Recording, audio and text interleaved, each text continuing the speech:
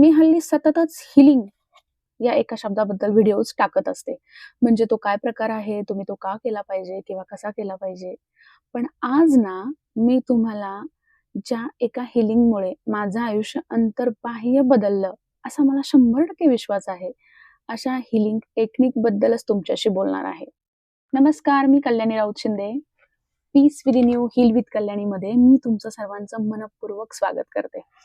अ, आजकाल ना मला तुमच्याशी बोलताना खूप जास्त आनंद होतो. म्हणजे तुम्हाला तो माझ्या डोळ्यात दिसत असेल, माझी एनर्जी तुम्ही सेन्स करू शकत असाल, हो ना? तर ती खरी आहे. म्हणजे ही फक्त कॅमेरासमोरची ॲक्टिंग नाहीये. जेव्हापासनं या हीलिंगमध्ये मी आली आहे किंवा मी अगोदर ते सगळं मी स्वतःवर अप्लाय केलंय. आणि त्याच्यानंतर मला असं वाटलं, की ही गोष्ट मी ॲज अ करियर म्हणून निवडू शकते. मी याच्यातनं कितीतरी लोकांची मदत करू शकते. कारण कारण या हीलिंग टेक्निकची जादू अफाट आहे. मी बोलतेय होपोनोपोनो हीलिंग टेक्निकबद्दल. हो, होपोनोपोनो. कदाचित तुम्ही ऐकलं असेल, कदाचित तुम्ही ऐकलं आजपर्यंत नसेलही, पण शब्द थोडा वेगळा वाटतो ना, कारण प्रोनाउन्सिएशन आपल्या नेहमीच्या ऐकण्यातल्या शब्दांपेक्षा थोडंसं वेगळं वाटतं. होओपोनोपोनो. तर ही टेक्निक किंवा हा शब्द असा उच्चारला जातो कारण हा अमेरिकेमधल्या एका हवाई बेटावरचा त्यांची जी लँग्वेज आहे, हवायन लँग्वेज, त्याच्यामधला हा शब्द आहे. तर बेसिकली ही टेक्निक हवाईन बेटावर त्यांच्या पूर्वजांनी त्यांच्यामध्ये बऱ्याचशा गोष्टींमध्ये सामंजस्य निर्माण करण्यासाठी, शांती, प्रेम, आनंद टिकून राहण्यासाठी ही टेक्निक ते वापरायचे. पण नंतर डॉक्टर ह्यू लेन एक सायकॉलॉजिस्ट होते आणि एक स्पिरिच्युअल टीचर होते. तर त्यांनी होपोनोपोनो ही टेक्निक जगभरामध्ये प्रसारित केली. पण त्या अगोदर या टेक्निकची सुरुवात किंवा का लोकं त्या टेक्निकवर इतका विश्वास ठेवू लागले, यासाठी एक खूप छान इंटरेस्टिंग स्टोरी आहे. ती स्टोरी मी आज तुम्हाला सांगते. तर डॉक्टर ह्यू लेन आधी मी मेन्शन केलं तसं सायकॉलॉजिस्ट होते आणि त्यांना एका वेड्यांच्या इस्पितळामध्ये म्हणजे मेंटल हॉस्पिटलमध्ये त्यांना अपॉइंट करण्यात आलं. तर तिथे परिस्थिती अशी होती, की ते जे मेंटल पेशंट होते तिथले, ते क्रिमिनली इल होते. म्हणजे इतके जास्त ते हे होते, की त्यांना साखळदंडाने वगैरे बांधून ठेवलं जायचं किंवा तिथली लोकं त्यांना क्युअर करण्यासाठी घाबरायची, त्यांच्या समोर जाण्यासाठी वगैरे. तर एकंदरीत त्या मेंटल हॉस्पिटलचं वातावरण अत्यंत निगेटिव्ह होतं. तिथली जी काम करणारी लोकं होती आजूबाजूची, ती सुद्धा सतत आजारी पडायची, सुट्ट्या घ्यायची. सो अशा ठिकाणी कुठलेही सायकॉलॉजिस्ट किंवा सायकियाट्रिस्ट जायला नको असायचं त्यांना. तर अशा ठिकाणी ज्यावेळेस डॉक्टर ह्यू लेन यांना अपॉइंट केलं गेलं, त्यावेळेस त्यांनी 6 महिन्यामध्ये तिथले सगळे क्रिमिनली इल पेशंट यांना हील करून, कायमचं बरं करून तिथून बाहेर काढलं आणि ते मेंटल हॉस्पिटल कायमचं बंद केलं गेलं. तर याच्यानंतर लोकांचा त्या हीलिंग टेक्निकवरचा विश्वास इतका जास्त वाढला. मग हळू-हळू ही टेक्निक जगभरात प्रसिद्ध झाली. विविध लँग्वेजमध्ये झाली आणि मग खूप साऱ्या लोकांना त्याचा अनुभव येऊन आज ही टेक्निक खूप प्रचंड प्रमाणात इफेक्टिव्ह आहे, असं आपण म्हणूया. मी तर हिला जादू म्हणते. मी हल्लीच माझे पुस्तक प्रकाशित झाले, त्याबद्दल मी सगळ्यांना इन्फॉर्मेशन देणारच आहे. जगण्यातली मला समजलेली जादू. सगळं काही माझ्याकडे होतं, पण माझ्या आयुष्याची म्हणजे बदल होण्याची सुरुवात किंवा मला स्पिरिच्युअल गोष्टींमध्ये खरं स्पिरिच्युअलिटी म्हणजे काय, अध्यात्म म्हणजे काय, इथपर्यंत उतरण्याची गोडी सुद्धा या टेक्निकमुळे लागली. कारण मला मला एक्झॅक्टली निगेटिव्ह गोष्टी माझ्यामधनं बाहेर काढता येत नव्हत्या किंवा कशा काढाव्या किंवा काय कराव्या, हे सगळं समजत नव्हतं. हे सगळं सुरू झालं ते फक्त आणि फक्त या टेक्निकमुळे.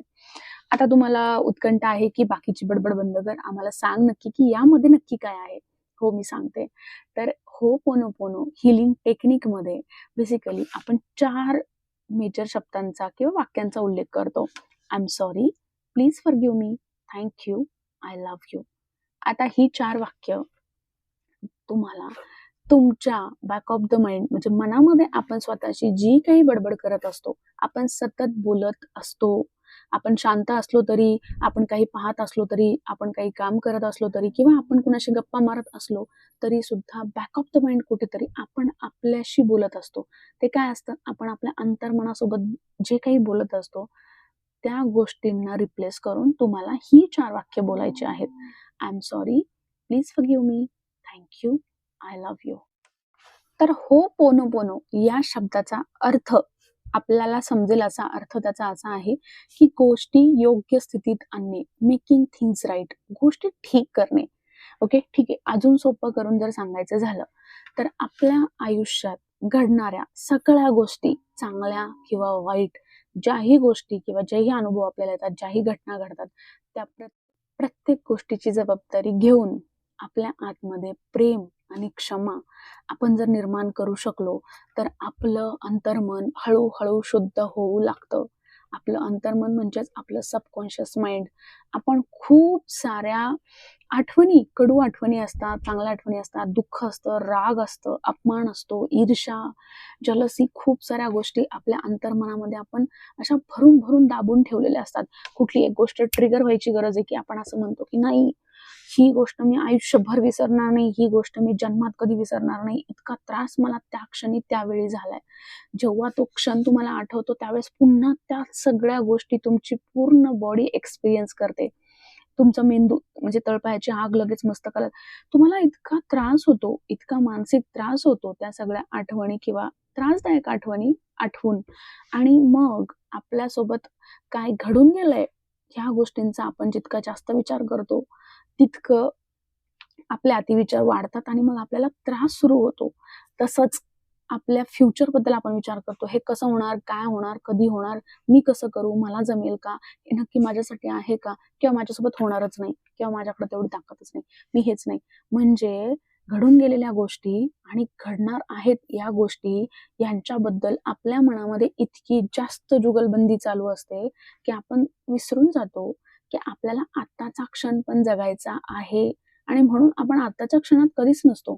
एकतर मागे असतो किंवा पुढे असतो. आणि म्हणूनच मग आपलं अंतर्मन आपल्याला अशाच सगळ्या गोष्टी आपल्या आयुष्यात आणतं, ज्या गोष्टींचा आपण एकतर आपल्यावर अविश्वास दाखवून विचार करतो की मी करू शकेन का? की कधी होईल, कधी होईल, कधी होईल? किंवा माझ्यासोबत हेच का झालं? किंवा माझ्यासोबत इतकं वाईट झालं आणि मी ही गोष्ट कधीच विसरणार नाही किंवा मला किती त्रास किंवा किती दुःख आहे. मग हे हीलिंग काय करतं? होपोनोपोनो तुमच्या आयुष्यात काय करतं? तर तुमच्या अंतर्मनात साठलेल्या या सगळ्या गोष्टी हळूहळू तुमच्यातनं सोडवण्याची प्रक्रिया हे हीलिंग करतं. याच्यासाठी मग तुम्ही काय म्हणता? I am sorry, please forgive me, thank you, I love you. म्हणजेच काय? तर हे तुम्ही तुमच्या आतल्या आत्म्याला, तुमच्या अंतर्मनाला बोलता की आय एम सॉरी, मी इतक्या चुकीच्या गोष्टी आतापर्यंत माझ्या मनात भरून ठेवल्यात. खूप मी चुकीचा विचार करत आलीये किंवा मी त्या गोष्टी जाणीवपूर्वक स्वतःमध्ये पकडून ठेवल्यात. प्लीज फॉरगिव्ह मी, की मी इतक्या नको म्हणजे अजून घडल्याच नाहीत अशा गोष्टी आधीच इमॅजिन करून स्वतः मी खूप खूप स्वतःबद्दल चुकीचा विचार करते किंवा नको तेवढा विचार करते किंवा स्वतःवर अविश्वास दाखवून अतिविचार करते. त्याच्यासाठी please forgive me, thank you. या गोष्टी मला माझ्या आतून काढण्याची संधी तुम्ही कुठेतरी देताय यासाठी. आणि आय लव्ह यू, मला हील करण्याची संधी दिली किंवा इतकं सगळं मी चुकीचं वागून सुद्धा ती परमशक्ती जी आपल्या आतमध्ये जी चेतना आहे तिच्यासोबत आपण हे बोलायचंय की मला तुम्ही मी इतकं असं वागून सुद्धा तुम्ही मला पुन्हा हील केलत किंवा मला चांगलं जगण्याची संधी दिलीत. So I love you. आता जेव्हा मी असं सगळं माझ्या सेशन्समध्ये किंवा अजूनही कुठे सगळ्यांना एक्सप्लेन करताना सांगते की ही वाक्य तुम्हाला तुमच्याशी बोलायची आहेत, तुमच्या आतल्या आत्म्याशी. त्यावेळेस जी लॉजिकल माइंडने विचार करणारी माणसं आहेत ना, पटकन ते म्हणतात, "हे असं कुठं असतं? मग आपण आपल्याशी बोलायचं म्हणजे आपण आपल्यालाच कसं सॉरी म्हणायचं किंवा काय?"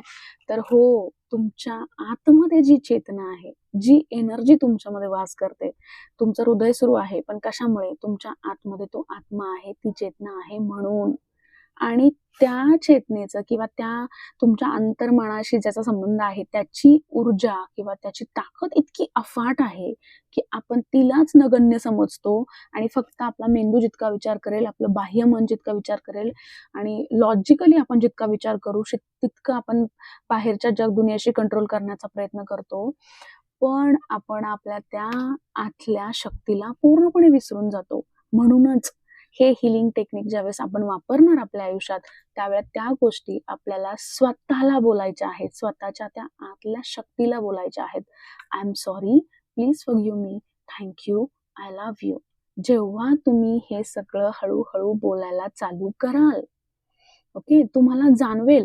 म्हणजे जी लोक मनापासून ह्या सगळ्या टेक्निकचा वापर करतात, की ठरवतात, आता असं असं सांगितलं सेशनमध्ये सुद्धा किंवा 1 to 1 माझ्या कॉल्समध्ये सुद्धा, तर त्यांना पहिल्या दिवसापासून त्यांचं मन शांत होऊ लागतंय याचा अनुभव येतो. आता या टेक्निकचा वापर करून तुम्ही खरं तर आयुष्यातला कुठलाही प्रॉब्लेम सॉल्व्ह करू शकता, असं माझं म्हणणं आहे. आता तो शारीरिक असू दे, मानसिक असू दे, आर्थिक असू दे, तुमच्या करिअर संबंधी असू दे किंवा अदर नातेसंबंध कुठल्याही गोष्टीशी रिलेटेड असू दे, पण तुम्ही तुमच्या आयुष्यात होपोनोपोनो ही टेक्निक त्यावेळी वापरू शकता. मी आता ही 1 बाय 1 सिरीजच आणणार आहे, की होपोनोपोनो तुम्ही तुमच्या ह्या गोष्टींसाठी कसं वापरू शकता, की तुम्हाला पैशांचा प्रॉब्लेम आहे, तुम्ही पैशासंदर्भात काय कसं बोलणार, कसं करणार, किंवा मग तुम्हाला हेल्थचा इश्यू आहे, किंवा मग तुम्हाला करिअरसाठी हवा आहे, जॉबसाठी हवा आहे, किंवा अदर कुठल्याही गोष्टीसाठी. पण सर्वप्रथम तुम्हाला हे समजून घेण्याची गरज आहे, की तुम्हाला तुमच्या आयुष्यात घडणाऱ्या सगळ्या गोष्टींची जबाबदारी अगोदर स्वतःला घ्यायची आहे. म्हणजेच काय, आयुष्यात दोष देणं बंद करायचंय. तू असं केलं म्हणून असं झालं, तुझ्या नशिबानी, किंवा मग माझं नशीबच असं आहे, माझ्या नशिबातच हे लिहिलंय म्हणून हे झालं. आपण जे विचार करतोय, ज्या भावनेत जगतोय, किंवा जे कर्म घेऊन आलोय, या सगळ्या गोष्टींवरच अवलंबून आहे, की आपल्यासोबत आत्ता समोर काय घडतंय. मग ते किती चुकीचं असलं तरी, ज्या क्षणी तुम्ही ही जबाबदारी स्वीकाराल, त्या क्षणी तुमच्या आयुष्यामध्ये जादू व्हायला चालू होईल. होपोनोपोनोला दुसरं नाव मी जादूच दिलंय. आणि माझं जे पुस्तक मी प्रकाशित केलंय, जसं मी मगाशी उल्लेख केला, की जगण्यातली मला समजलेली जादू, ती माझी सुरुवात इथूनच झाली आहे. माझ्या मेंटॉर माधुरी बोंद्रे मॅम, त्यांच्याकडनं मी ही टेक्निक शिकले, आणि ज्या दिवसापासून शिकले त्या दिवसापासून आत्तापर्यंत मी या टेक्निकचा न चुकता दररोज वापर करते. जसं मी माझ्या स्वामींचं नामस्मरण करते, तसं माझ्या बॅक ऑफ द माइंड सतत आता हे सुरू असतं. आता या होपोनोपोनोचा फक्त मी तुम्हाला एक मतितार्थ सांगितला, की हा काय आहे, कुठून आला आणि कसा यूज करावा.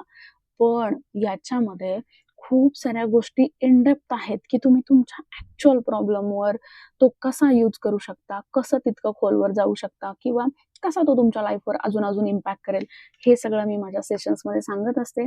प्रत्येकाचा ॲक्चुअल प्रॉब्लेम घेऊन त्याला त्याप्रमाणे हिलिंग देण्याचा प्रयत्न करत असते.